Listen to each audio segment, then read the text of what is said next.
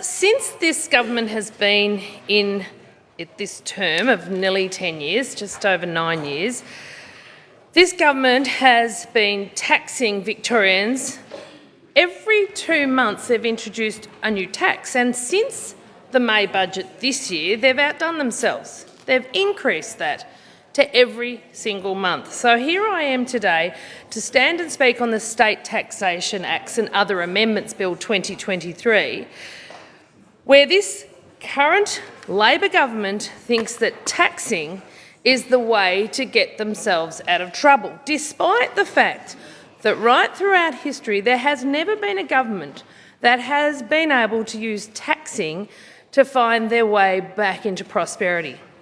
The state's debt is extraordinary. It is over $200 billion within the next couple of years. Now, we are in a state of such serious financial crisis that we've seen the Commonwealth Games cancelled.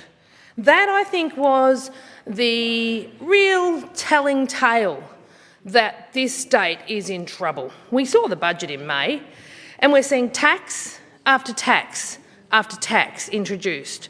And today, I stand here to speak on a bill where the government wants to introduce the 51st and 52nd new or introduced tax since they were elected in 2014.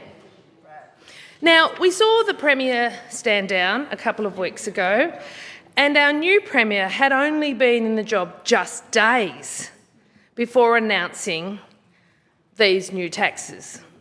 Now, they came out of nowhere. The Property Council had no idea, and at the breakfast that this was announced at, the Treasurer announced these two new taxes to the shock of the community. They had been working with the government, they believed, to find a way forward, and this government then announces two more taxes that they say will increase the housing stock, and more properties as a result of this tax will come onto the market.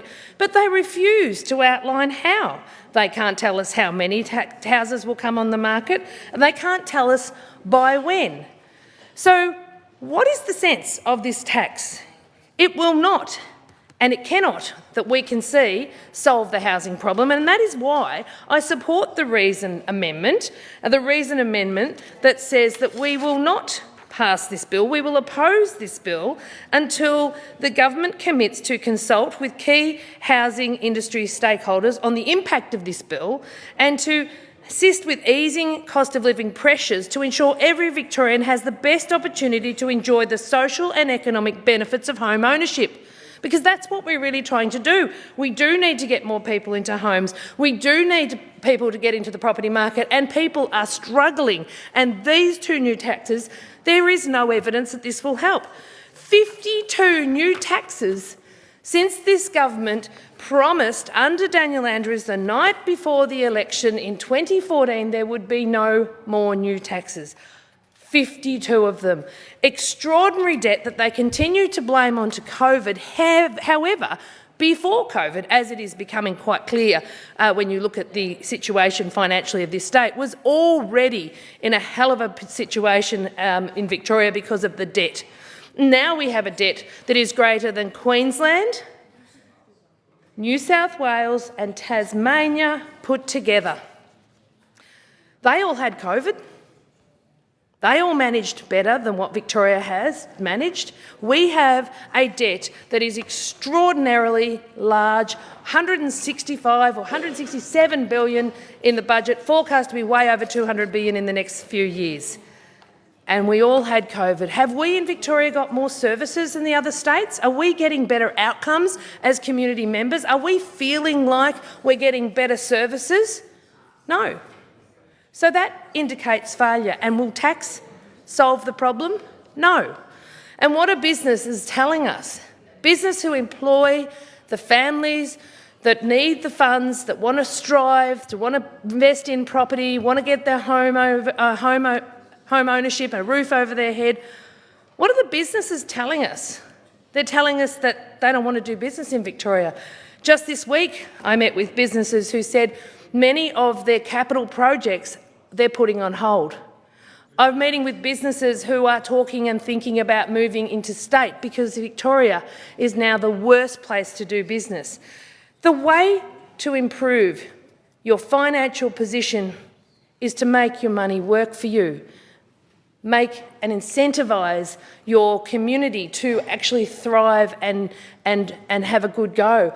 Not punish, but reward. And this government, like every Labor government before them, cannot manage money. And as the old saying goes, when Labor run out of money, they come after yours. We see taxes, 52 of these taxes, increase in stamp duty on property transfers, an increase in stamp duty on new cars, widening of vacant land residential tax. I mean, yes, look at the taxes that they're introducing today. A tax that they introduced some time ago on vacant land in vacant homes in Melbourne. That is now, under this 51st tax, going to be expanded right across Victoria. We expected that. When it came in, I thought to myself out in South West Coast, this will eventually affect us, and sure enough it has. And they say to us in the bill briefing that this second tax on vacant land that hasn't been developed in the last 5 years will not pertain to land that is not subject to land tax like primary production land. So if there's a house on a country property that is vacant, this will not apply to them. I don't believe it. I reckon it's just a matter of time, like all these other taxes that expanded, and so I would be very uncomfortable if I was the VFF who are assured by the government that this won't affect agricultural property, because the history speaks for itself. They just keep looking for more opportunities to find money from the community, and they put their hands in our constituents' pockets. They come right out wherever they can find any money, and they just take it because they believe it's theirs. They do not understand the hard work that our community put in to provide these taxes for our state, and that is explained by the extraordinary levels of waste. $30 billion in cost overruns from projects that this government have been overseeing.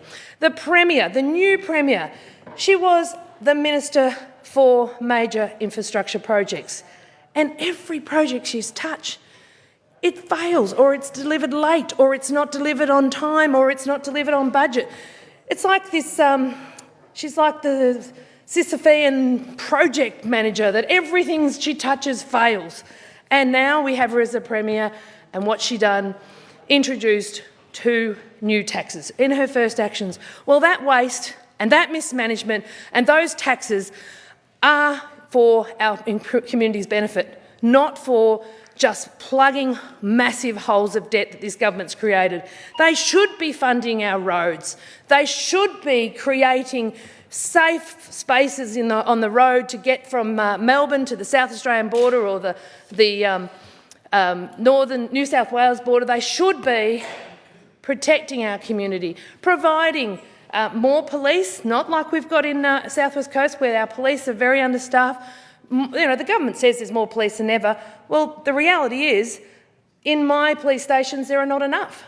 And the government say that they're doing a great job in health. Well, the reality is it's difficult in South West Coast to be able to get an ambulance, to be able to get the health that you need when you need it. So these taxes that are supposed to do that, as one of my constituents said once, all I want is to know we can get the basics that our taxes should provide.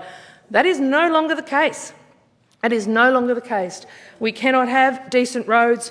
We cannot have basics like a drug and alcohol rehabilitation centre in South West Coast that every other part of Victoria has and needs, or has the budget for and the funding for. We can't even get that announcement, and these are now fundamental requirements and services that every Victorian should have. But we can't get that because this government has been so irresponsible and believes that these 2 new taxes that are introduced in this bill that we are opposing will fix their problem. Well, think about other ways to incentivise, because raising taxes is damning. And look at what businesses are telling you. Their work cover premiums are not up 40%, they are up 60% and even 80%, and that will stop people being able to be employed. It will not grow our state. I oppose this bill, I oppose these taxes, and I have nothing but disdain for this tax bill.